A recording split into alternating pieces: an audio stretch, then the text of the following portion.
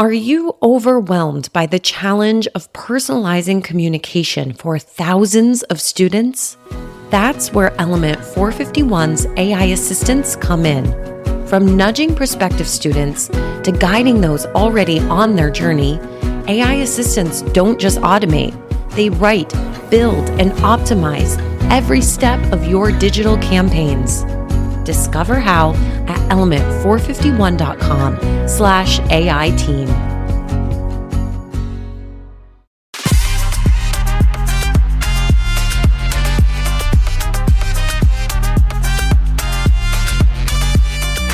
Welcome to Mastering the Next, a cutting-edge podcast that explores the future of graduate, online, and non-traditional education through the lens of AI and technology. I'm your host, Dr. Ray Lutsky, Vice President of Strategic Partnerships at Element 451.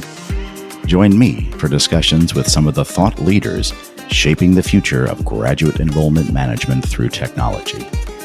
Mastering the Next is a part of the Enrollify Network, a robust collection of podcasts designed to help higher education professionals like you grow. Explore our other shows at enrollify.org or check out some of my personal favorites linked in the show notes below.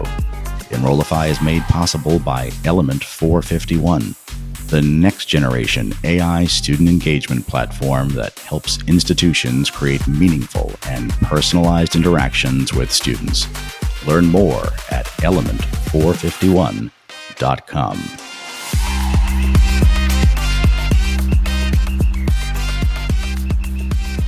We have a special treat for you in this episode, a deep dive into the latest research on graduate enrollment management from NAGAP, the Association for Graduate Enrollment Management. I am joined by two of the lead researchers, Dr. Amanda Ostreko, Assistant Vice Provost and Director of Graduate Enrollment Management at the University of Kansas, and Dr. Ariana Balayan, Director of Enrollment and Marketing at Tufts University School of Medicine graduate programs, whose findings will be published in the American Association of Collegiate Registrars and Admissions Officers, ACRO, Strategic Enrollment Management Quarterly next year. We'll get a preview of their research and delve into what's next for the field of graduate enrollment management. Amanda, Ariana, welcome to the podcast. Thanks, Ray. It's great to be here. What's next for GEM research and NAGAP? What are the future directions of inquiry? Yeah, Ray. So I'm going to go ahead and take this question for us. I'm going to start with the first one. I'm going to break them out into two different questions. So really thinking first about what's next for GEM research and NAGAP. Our GEM research really stems from the understanding that institutions need to employ better practices to support the graduate student lifecycle and really to create and implement what we call Graduate Strategic Enrollment Management Plans, or GSEM plans for short, and really to do both of those quickly.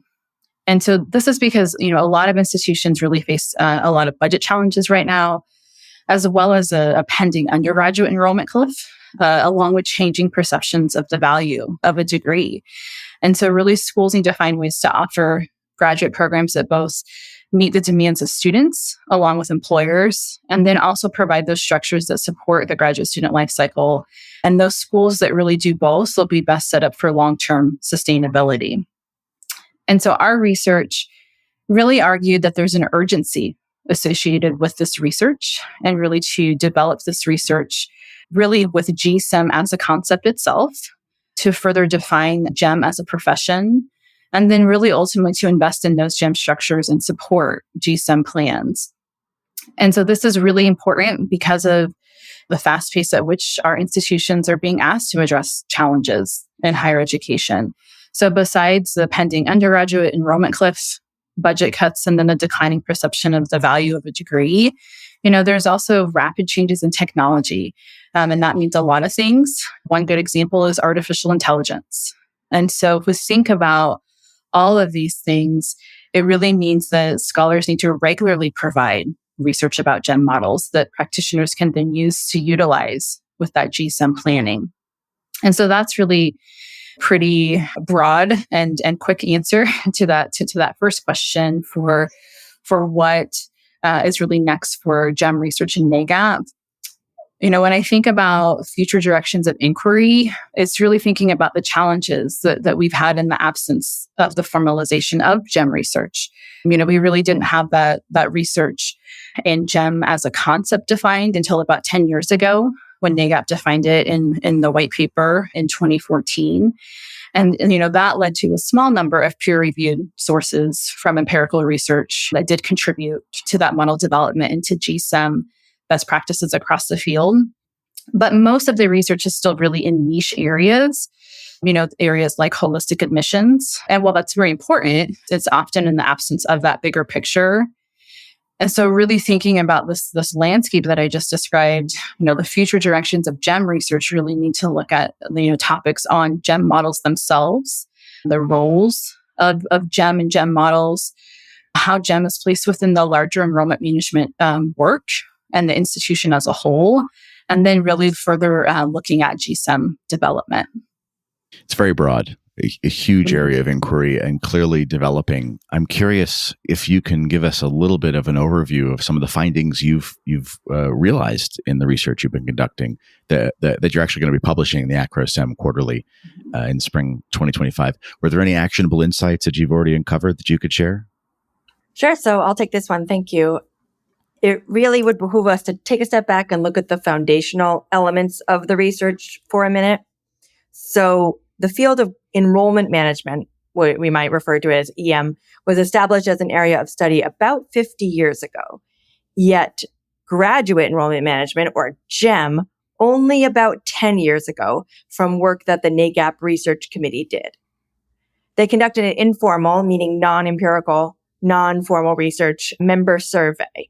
That resulted in a white paper and one primary GEM model called integrated interdependence. Since then, as Amanda alluded to, institutions have been under that pressure to increase graduate enrollments, addressing their budget challenges, as she spoke about, and impending undergrad enrollment declines. Yet there are few empirical studies that focus solely on GEM, and more specifically, the larger concept and models of GEM.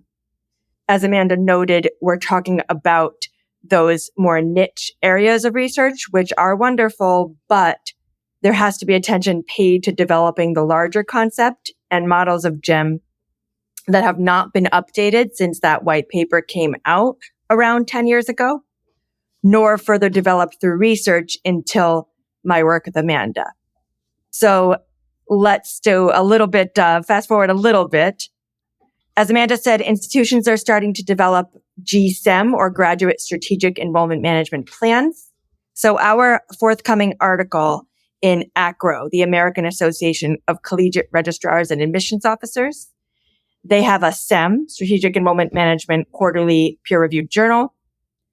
Our upcoming article will highlight a qualitative case study that we did with GEM practitioners to explore their experiences using different GEM models and with GSEM planning itself.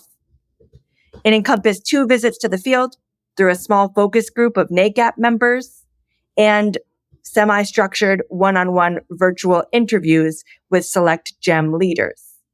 Although the latter participants' institutions are in the early phases of GSEM planning, the schools that the interviewees talked about generally have not fully embraced integrated interdependence or any GEM model. Therefore, there is no formal model supporting their efforts. In fact, those models that they discussed informally haven't even been defined. So we've got a long way to go in this larger picture work. This means that coupled with, increased pressure for GEM practitioners to advocate for that more intentional coordination across the graduate student lifecycle to best serve the graduate students, build relationships amongst the internal colleagues, and break down silos across offices, we are looking toward the study participants and our forthcoming research as they're stressing the continued significant role of faculty, discussing the importance of career outcomes, emphasizing the need to use data to inform decisions, and highlighting the evolving relationship with external partners and central marketing offices. Overall, we've noted that higher education institutions face budget enrollment challenges, and there's increasing scrutiny on the value of a degree. So our study really underscored the pressing need for ongoing empirical research to guide institutions' GSEM plans and investment in strategic GEM models. I was surprised, but I guess I shouldn't be that surprised that so many professionals are not using any kind of researched strategic framework to either model best practices or to shape their own strategies.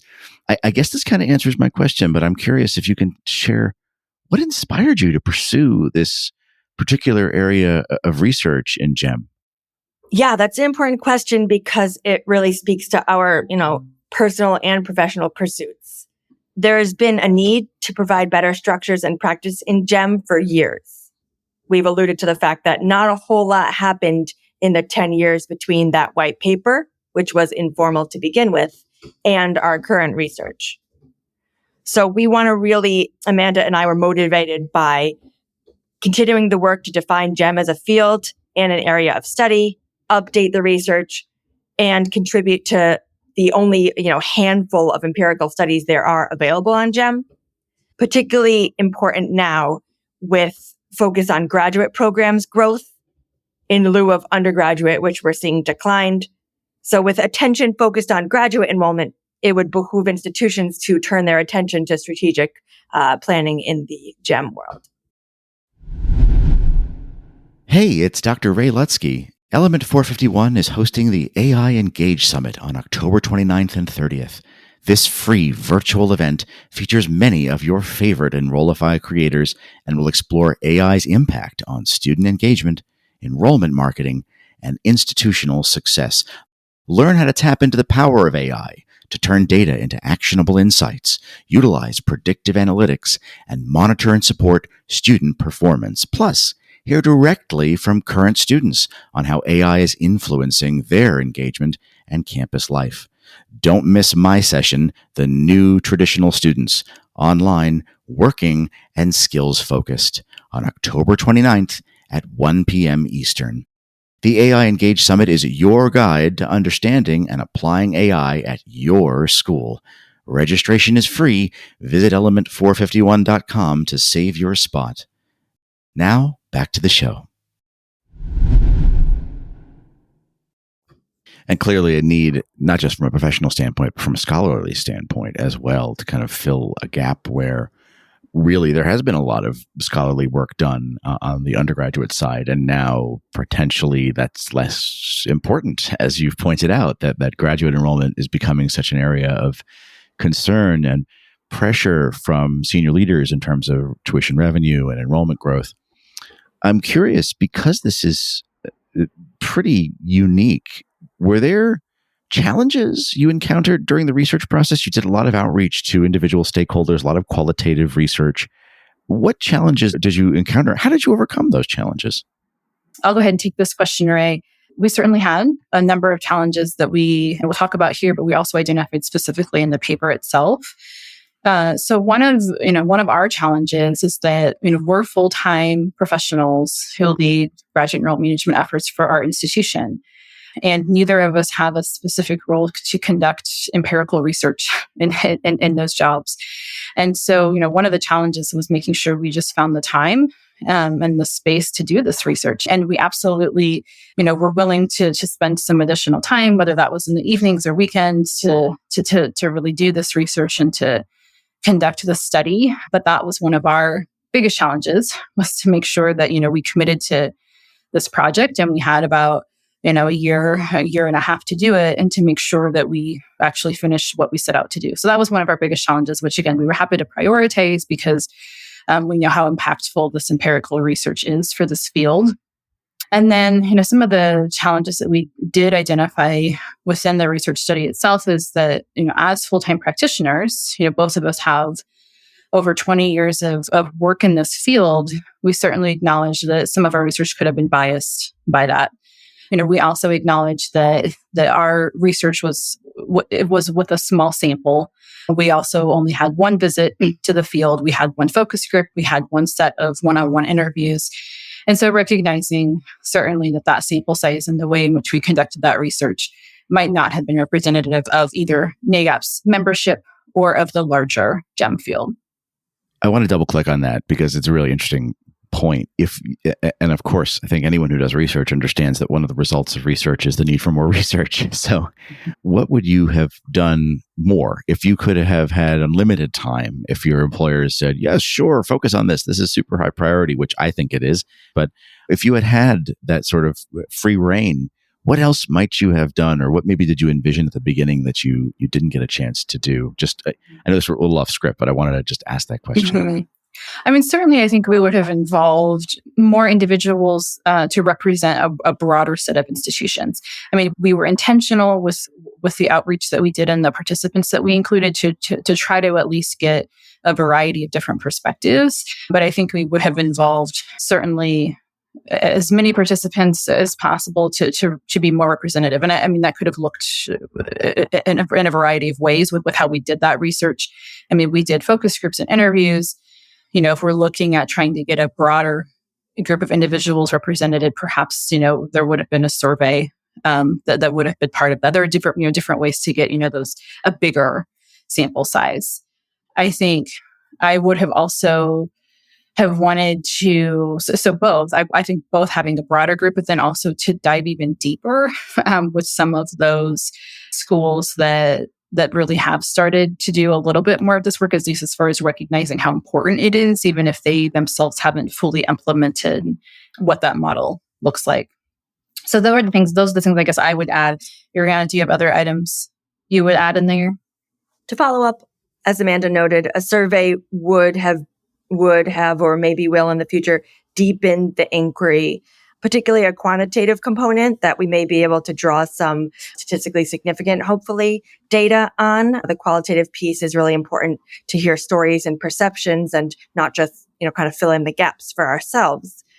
But it would have been nice to be able to have the quantitative component, so it's a true mixed method study, and would be a concrete second visit to the field, since we really did like a segmented portion with two different types of qualitative research in this case. That's interesting. Yeah, I think that you definitely get a lot of value out of that qualitative data, but marrying it with some quantitative results would definitely either help understand the amounts of importance to emphasize. What is the quantity here of the instances being described in the qualitative data? How much is really going on? But really fascinating. I'm excited to see this research. I'm just curious if you could use your crystal ball as senior leaders in the field, as researchers. What is the future of graduate enrollment management research, and how do you see the role of research expanding in the profession? That's a really great question, and I wanted to make sure that listeners are drawing attention to a text that came out, the first of its kind, the first GEM text ever by a formal publisher, a comprehensive guide to graduate enrollment management. And that had thematic pieces from all different authors across the faculty administrative spectrum. I will draw attention to the last chapter, something I authored with Chris Connor from SUNY Buffalo and Josh Lefebvre from Clarkson. We discussed the future of GEM there.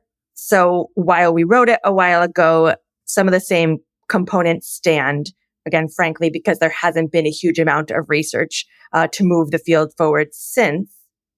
Here are some of the ways that we see GEM moving, and therefore we will need to kind of match that with the research.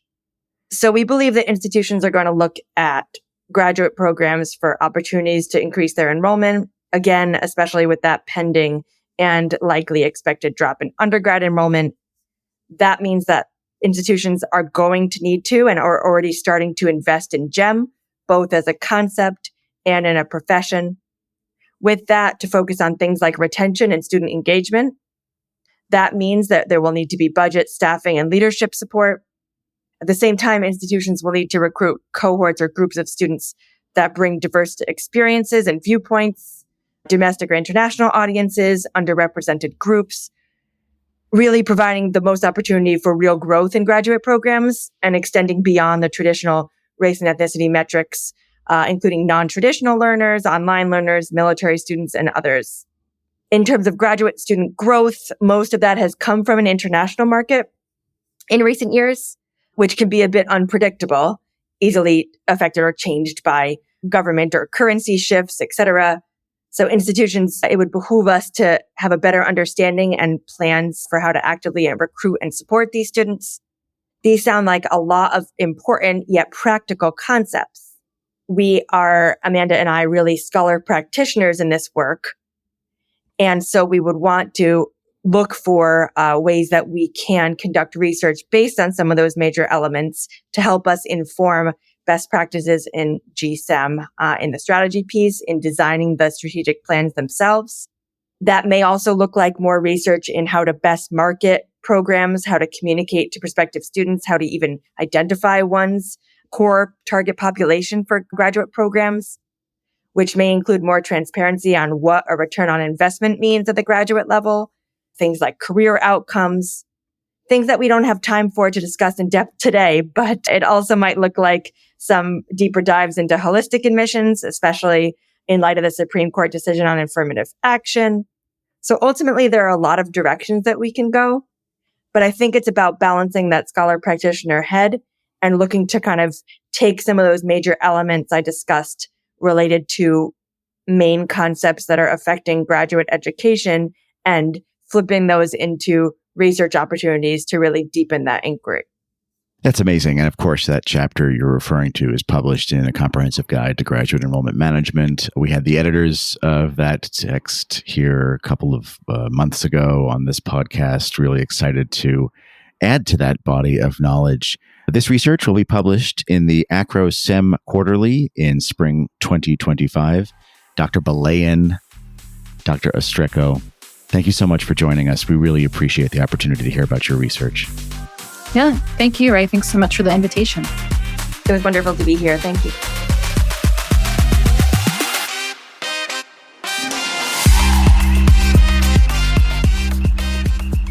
The Mastering the Next podcast is a part of the Enrollify podcast network. If you like this podcast, chances are you'll like other Enrollify shows too. Our podcast network is growing by the month, and we've got a plethora of marketing, enrollment, and higher ed technology shows that are jam-packed with stories, ideas, and frameworks all designed to empower you to be a better higher ed professional. Our shows help higher ed marketers and admissions professionals find their next big idea and feature a selection of the industry's best as your hosts. Learn from Artis Cadieux, J.C. Bonilla, Mallory Wilsey, Brendan Henkel, Brian Gross, and so many other of your favorite leaders in higher ed. Enrollify is made possible by Element 451, the next generation AI student engagement platform helping institutions create meaningful and personalized interactions with students. Learn more at element451.com.